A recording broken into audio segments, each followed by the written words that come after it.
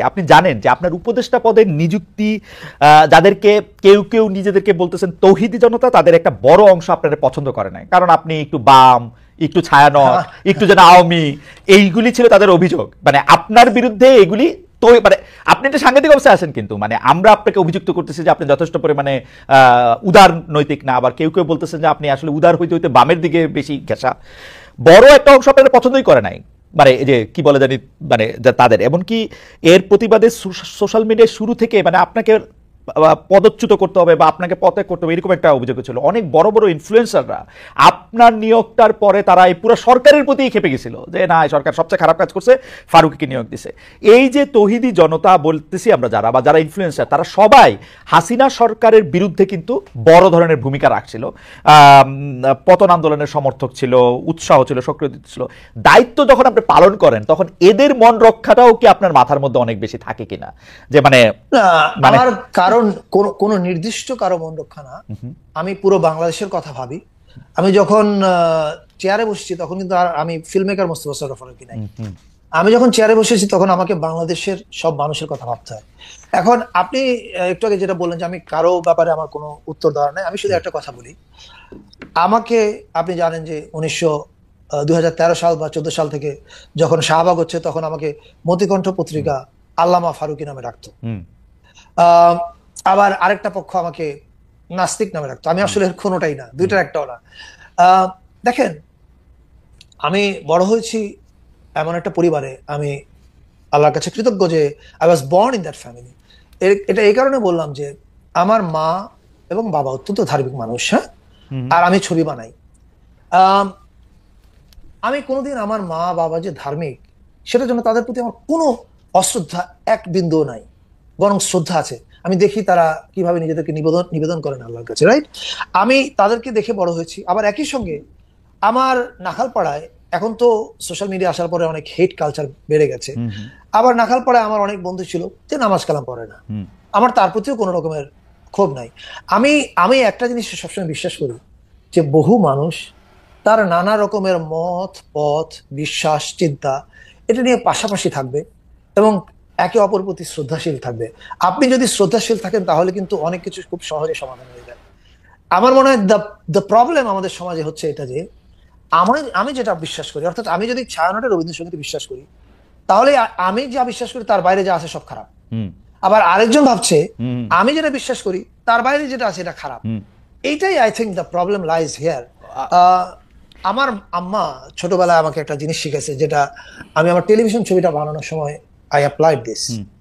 আমার আম্মা বলতো, বাবা তুই যদি এমন কারোর সমালোচনাও করতে চাস তাহলে তার সঙ্গে দেখা হলে প্রথমে তাকে বকাবকি করবি না, তাকে সালাম দিবি, জিজ্ঞেস করবি কাকা কেমন আছে, তার খোঁজ খবর নিবি, কাকার খোঁজ খবর নিবি, স্বাস্থ্যের খবর, ফ্যামিলির খবর। তুই যখন এই খোঁজ খবর গুলো নিবি, তারপরে তুই যখন কাকাকে সমালোচনার কথাটা বলবি, উনি তখন রিয়াক্ট করবে না, কারণ উনি বুঝতে পারবেন যে তুই খারাপ উদ্দেশ্যে, অর্থাৎ তুই ওনাকে গালি দেওয়ার জন্য আসিস। ওকে, আপনি যখন একটা ইন্টেনশনে নিয়ে আসবেন যে I will take them down, তখন আপনার ভালোটাও কেউ শুনবে না। That is a problem we have. We lack respect. এই রেসপেক্টটা যদি আমরা একজন আরেকজনের প্রতি আনতে পারি তাহলে কিন্তু দুনিয়াটা সুন্দর হয়ে যায়। আমি আরেকটা কনটেক্সট বলি ফারুকী ভাই, সেইটা হচ্ছে, না কনটেক্সট বলার আগে আপনার কথা বলে নি। আপনি স্পষ্ট আপনার সকল মানে কি বলে আর কি, মানে আপনি সকল দুঃখের প্রদীপ জেলে আপনি আসলে মোরাল পুলিশিং এর বিরুদ্ধেও একটা স্পষ্ট অবস্থান নিয়েছেন। আমি এটা মনে করাই দিতে চাই, আপনার মতো এরকম স্পষ্ট অবস্থান নিতে কিন্তু আমি আরো অনেককে দেখি না, যাদেরকে আমরা আসলে খুব উদারনৈতিক বুদ্ধিজীবী বলি, ওই সময় দেখি না, এখনো দেখি না। আপনি ফেসবুকে লিখেছেন ফারুকী ভাই যে, আমি কোট করছি আপনাকে, বাংলাদেশে জুলাই আসছিল বহু মত, বহু পথ, বহু স্বভাব, বহু পোশাকের দেশ হিসেবে মাথা উঁচু করে দাঁড়ানোর জন্যই এইখানে মোরাল পুলিশিং এর দায়িত্ব কাউকে দেয়া হয় নাই। আপনি যুক্ত করেছেন, যেটার মধ্যে আপনি লিখেছেন, সংযুক্ত হাসিনা কুমিরের যে বাচ্চা বারবার দেখাইয়া ক্ষমতা আঁকড়ে ছিল, সেই বাচ্চা উৎপাদন করে তার উপকার কারা করছেন? এই কারা আপনি যাদের বলছেন তারা কি সরকারের একটি অংশ থেকেও পৃষ্ঠপোষকতা পাচ্ছেন কিনা?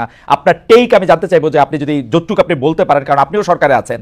কারণ আমরা যখন প্রকাশ্যে এই নারী মডেল অভিনেত্রীদের শোরুম উদ্বোধনে বাধা দেওয়া দেখি, পত্রিকার সামনে জ্যাফত দেখানোর কথা দেখি, ইফতিজারের মুক্তি দাবিতে থানার ভিতরে কর্মসূচি দেখি, আগাম ঘোষণা দিয়ে দেশে খেলাফত প্রতিষ্ঠা দাবিতে মিছিল করতে দেখি, হাতের স্বাধীনতা বলতে বলে যে মুখের স্বাধীনতা থাকলে হাতের কল্লা ফালানোর স্বাধীনতা আছে, সেগুলি যখন দেখি তখন এই কন্টেক্সটটা কোথায় দেখেন? দেখেন, এমনকি আমি যখন আপনাকে এই প্রশ্ন করছিলাম, আমাকে 2-3 জনের নাম করে কেউ কেউ জানতে চাচ্ছে না আমি তাদের নাম উচ্চারণ করতে ভয় পাচ্ছি কিনা। ভয় থেকে না, কারণ আমি উচ্চারণ করতে চাই না। আপনার কাছ থেকে এটা আমি জানতে চাইবো যে আপনি এটা কিভাবে দেখেন, মানে আপনার যে অবস্থান, আপনি যেই কথা আসলে নানাভাবে বলতেছেন, বহু মত, বহু পদ, বহু পোশাক, বহু কিছুর, আপনি যে ইনক্লুসিভিটি চান, সেই ইনক্লুসিভিটিটার থেকে আপনারা দূরে সরছেন কিনা? না, আমরা সরছি না। দেখেন, যেদিন আমি আমি এই ফেসবুকে পোস্টটা করছি, আমি তো সরকারের থেকেই করেছি, রাইট? এবং আমি তো সরকারের ভেতরের আত্মাটাকে চিনি। এবং আপনারা দেখেন খেয়াল করে, সরকার এই মোরাল পুলিশিং এর বিরুদ্ধে স্ট্রং অবস্থান নিয়েছে কিনা, 3 দিনে কি পরিমাণ গ্রেপ্তার করেছে। এখন আপনি বলতে পারেন যে আগে থেকে কেন এটা করা হয়নি। আবার বলছি, আপনার একটু কনটেক্সটটা একটু মনে রাখবেন। আমাদের এই পুলিশ ফোর্সটাকে অ্যাক্টিভেট করতে আমাদের স্বরাষ্ট্রমন্ত্রী, এটা এমন একটা পদ যেটা হচ্ছে সবচেয়ে, মানে কি বলে, আগুনের চেয়ার। এখানে যাকে বসাবেন সেই গলে যাবে, এটা কেউ সাকসেসফুল হতে পারবে না। সেরকম একটা জায়গাতে এই পুলিশ ফোর্সটাকে অ্যাক্টিভেট করা এটা সহজ কাজ না। So it took some time. কিন্তু আপনি খেয়াল করে দেখেন, সরকার কিন্তু ডিসাইসিভ অবস্থান নিয়েছে, এবং ডিসাইসিভ অবস্থানকে কিন্তু আপনি খেয়াল করে দেখেন যে আমি আপনাকে দেখাতে পারবো অনেক মানুষ যারা ধরেন মাওলানা সাহেব, তারাও কিন্তু এই ধরনের যে জায়গায় জায়গায় মোরাল পুলিশিং করা, এটার বিরুদ্ধে কথা বলেছেন, এবং সে মাওলানা সাহেবদের স্ক্রিনশট আমার কাছে আছে। এখন আমি এটা বললাম এটা বোঝানোর জন্য যে অনেক ক্ষেত্রে হয়তো আমাদের সময় লেগেছে, কিন্তু সময় লাগাটার মূল কারণ আমাদের ইচ্ছার সীমাবদ্ধতা না। সময় লাগাটার মূল কারণ আমরা একটা বিধ্বস্ত সিস্টেম পেয়েছি যেটাকে দাঁড় করানো। এখন বহু মত, বহু পথ এবং মেয়েদের অংশগ্রহণ সম্বন্ধে আমি আর একটা কথা বলি। আমি এটা কিছুদিন আগেও বলেছিলাম, জুলাই আন্দোলন তো আসলে অনেকেই অংশ নিয়েছিল। আপনার মনে আছে কিনা, যেদিন রাতে ঢাকা বিশ্ববিদ্যালয় থেকে মেয়েরা মিছিল নিয়ে বেরোলো, তুমি কে আমি কে, রাজাকার রাজাকার। I think that is a decisive night. অবশ্যই that was a decisive night. ওর আগে কিন্তু আমরা একটা সময়, ওর আগে বিকেলবেলা মনে হচ্ছিল এই আন্দোলনটা আর নাই, ইটস গন। কিন্তু শেখ হাসিনার ওই বক্তৃতার পরে যখন ছাত্রীরা হল থেকে বেরিয়ে এলো, এর চেয়ে বড় সাহস আমি মনে করি এই আন্দোলনে আর কেউ যোগায়নি। That was amazing. আচ্ছা, এদের যেমন কন্ট্রিবিউশন ছিল, আবার যাত্রাবাড়ির মোড়ে যে মাদ্রাসার ভাইরা বুক পেতে দিয়েছিল, আপনি তাকেও এক্সক্লুড করবেন না। তারাও এই আন্দোলনে কিন্তু হাসিনাকে তাড়ানোতে বড় ভূমিকা রেখেছে।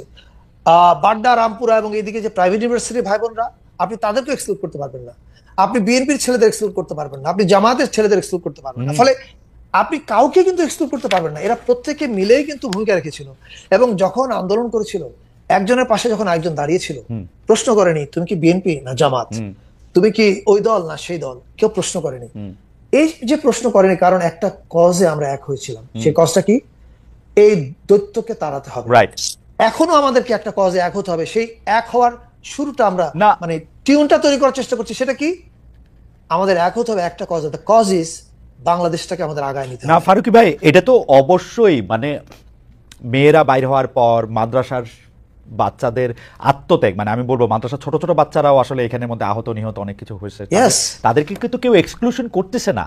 কিন্তু ফারুক ভাই, আমি দুইটা কনটেক্সট আপনার বলতে চাই। একটা কনটেক্সট হচ্ছে ওই সময় তো কাউরে জিজ্ঞেস করা হয় নাই তুমি হিন্দু না মুসলমান, এখন তো জিজ্ঞেস করা হইতেছে। এখন তো মেয়েদেরকে জিজ্ঞেস করা হচ্ছে তোমার গলায় ওড়না নাই কেন, তখন তো জিজ্ঞেস করে নাই। এটা এখন আর নাই, এটা ওই সময় একটা ঝড়। আচ্ছা, এবার এটাতে বলি আমি, এটারও একটা ব্যাখ্যা আছে। দেখেন, হাসিনা যদি ভোটে যাইতো, কিন্তু সে তো ক্ষমতার লোভে ভোট জিনিসটাকে ধ্বংস করে ফেলছে, রাইট? আপনি দুইটা কনটেক্সট দেখাই। একটা হচ্ছে ভোটের মাধ্যমে সরকারের পরিবর্তন হয়েছে। এখন ভোটে সরকারের পরিবর্তন হলে কি হয়? একটা দল ভোটে জিতে আসে, যারা ভোটে পরাজিত হয় তারা মনে করে ওকে আমাদের স্টেক কম, এখন এর স্টেক বেশি, তারা দেশ চালাক, দেখি কিভাবে চালাচ্ছে, আর তারা ভুল করলে আমরা আমাদের প্রতিবাদ জানাতে থাকবো, রাইট?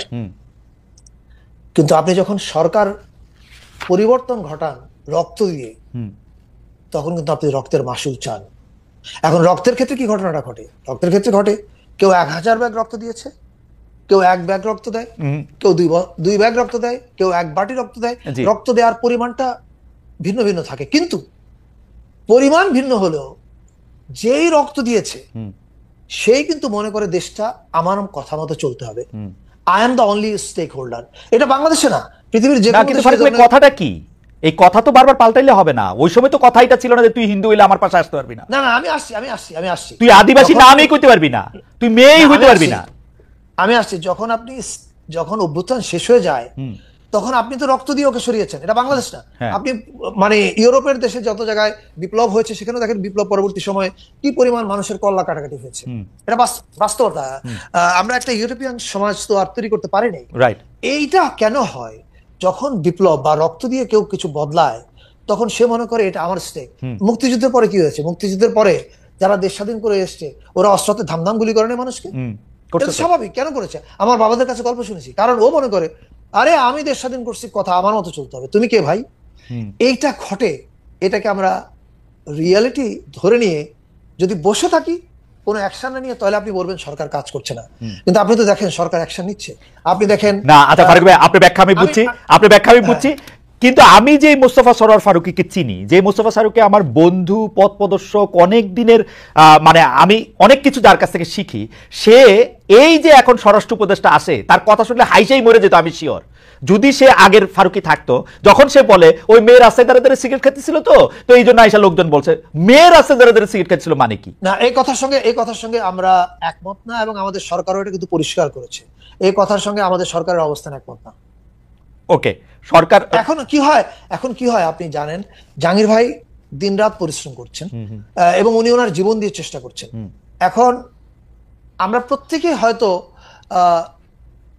ঠিক আর্টিকুলেশনটা প্রপার করতে পারি না। নিউ ইয়র্ক টাইমসের এই এটাকে কি বলবো, কলাম বলবো, অপিনিয়ন বলবো, এইটার মধ্যে কিন্তু কিছু ঘটনা উল্লেখ করা হলো, যে ঘটনাগুলো আসলে ঘটছে, আপনারা এটার মধ্যে ব্যবস্থা নিছেন, কিন্তু এই যে উস্কানি, এই যে যেটা আমরা না, এইটা দেখানোর যে চেষ্টা, এইটা যে আসলে হাসিনার নেরেটিভটারই আবার প্রতিষ্ঠা করে, এইটা যে আপনি বলতেছেন, আরো অনেকে বলতেছে, যারা বলতেছে তারা কি বুঝতেছে না? না মানে এইটার হিসাবটা কি? আমি তো এটা বলতেছি না যে নিউ ইয়র্ক টাইমসের আজকে এত বড়, আমি আজকে সকালবেলা থেকে এটা পড়তেছিলাম, এটা দেখতেছিলাম, শুনতেছিলাম, এবং আমি জানি যে এইটার একটা ইম্প্যাক্ট আসবে, কারণ নিউ ইয়র্ক টাইমস হিস্টোরিকভাবে শেখ হাসিনার এগেনস্টে যতগুলি রিপোর্ট করছে, যতগুলি জায়গায় যা কিছু তুলে ধরছে, এগুলি কিন্তু পরে এভিডেন্স হিসাবে আন্তর্জাতিকভাবে এটা গৃহীত হয়েছে। আমি এটা এবং ফর্মুলা মানে যেটাকে বলা হচ্ছে কূটনৈতিক ইয়া হিসাবেও সেটা আসলে গৃহীত হয়েছে নানা কারণে।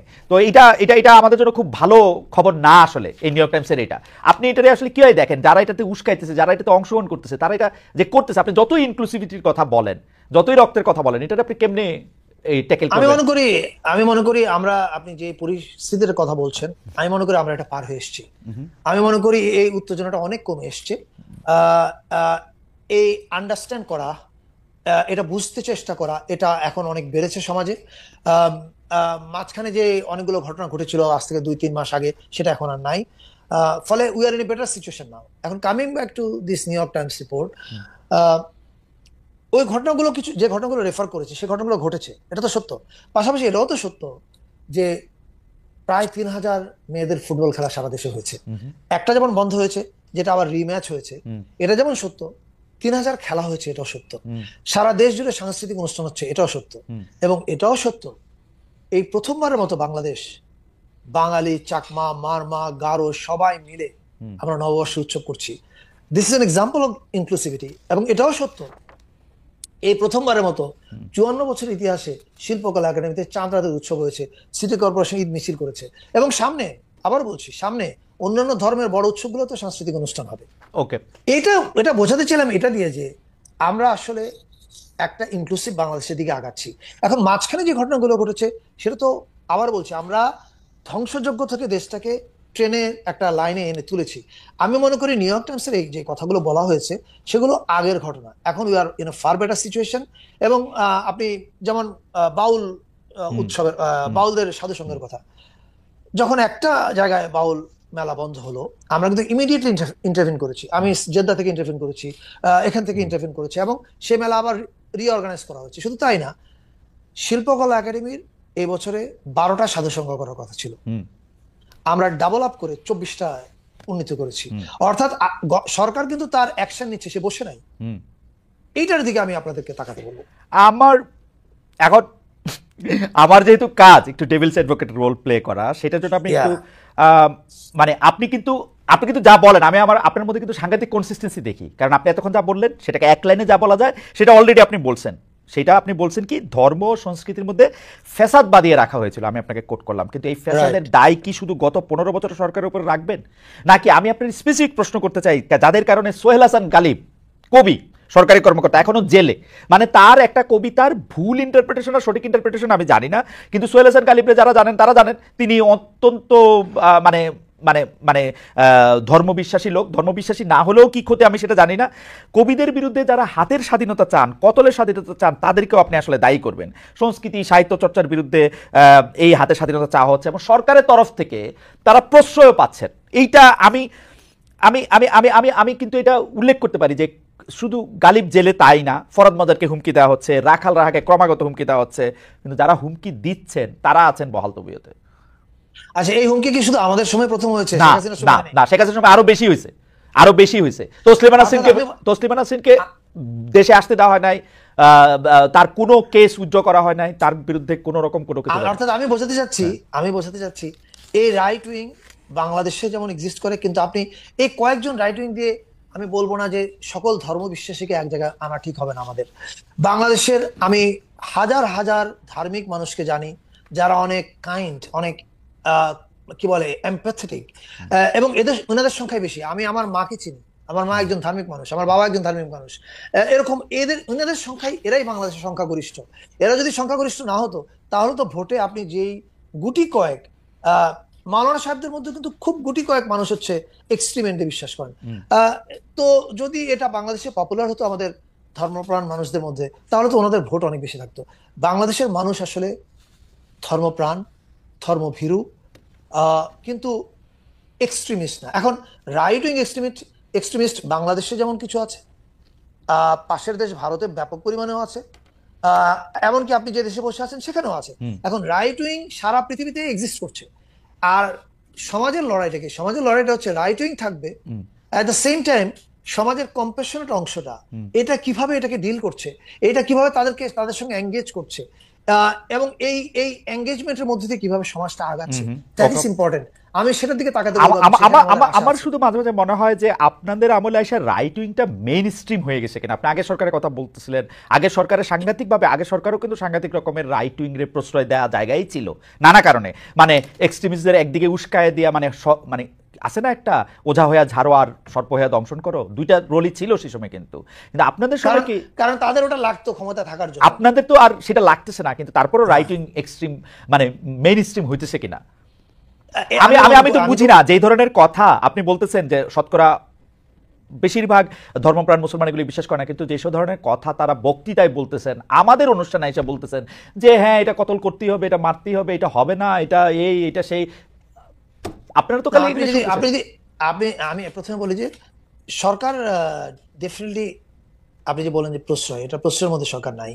দ্বিতীয়ত আমি আবারও বলি, যে কোনো সমাজে এই যে রাইট উইং আছে, ইন এনি সোসাইটি, এই রাইট উইং এর সঙ্গে সমাজের কম্পোজিশনাল অংশটা কিভাবে এঙ্গেজ হচ্ছে, দ্যাট ইজ ইম্পর্টেন্ট। আমি আপনাদেরকে আশার দিকে তাকাতে বলবো। আপনি আশার দিকে তাকান। বাংলাদেশের এখনকার আমরা যে কদিনে সরকারের দায়িত্ব পালন করছি বা সামনে যে কদিনে আমরা করব, আপনি সেখানে যদি দেখেন যে সরকার এই জিনিসগুলোকে ব্যবহার করছে, সরকার উস্কে দিচ্ছে, তাহলে আপনি সরকারের দিকে আঙ্গুল তুলতে পারবেন। কিন্তু সমাজে এরকম উপাদান তো সকল সমাজে, আপনি বলছেন যে সরকার উস্কে দিচ্ছে না, তাই তো? সরকার প্রথমত উস্কে দেওয়া তো প্রশ্নই আসে না। দ্বিতীয়ত সরকার কোনো ধরনের নাগরিক অধিকার হরণ করার পক্ষপাতী না। ফারুকী ভাই, এইবার বই মেলায় একজনের বই বেচতে দেওয়া হয় নাই, বলা হয়েছে যে এই বই ওই প্রকাশককে ধরে তুলে নেওয়া হয়েছে, নিচে না? আপনি কোন আপনি যে স্টলটাতে তসলিমা নাসরিনের বই ছিল, হ্যাঁ তসলিমা নাসরিনের বই ছিল যে স্টলটাতে। আচ্ছা, এখন এখানে আমি দুইটা কথা বলতে চাই। একটা কথা হচ্ছে এই যে আবারও অনেক কিছু, যেমন আমাকে যদি আপনি প্রশ্ন করেন, আমি এমন একটা, পৃথিবীতে এমন কোনো আইডিয়াল দেশ নেই, বাট আপনি যদি আমাকে একটা আইডিয়াল দেশ বানাতে বলেন, আমার আইডিয়াল দেশটা হবে এরকম যেখানে যে আমাকে গালি দিবে সেও পাশে বসে থাকবে, কোনো অসুবিধা নাই আমার। বাট কোনো সমাজেই কনটেক্সটে এরকম না। আপনি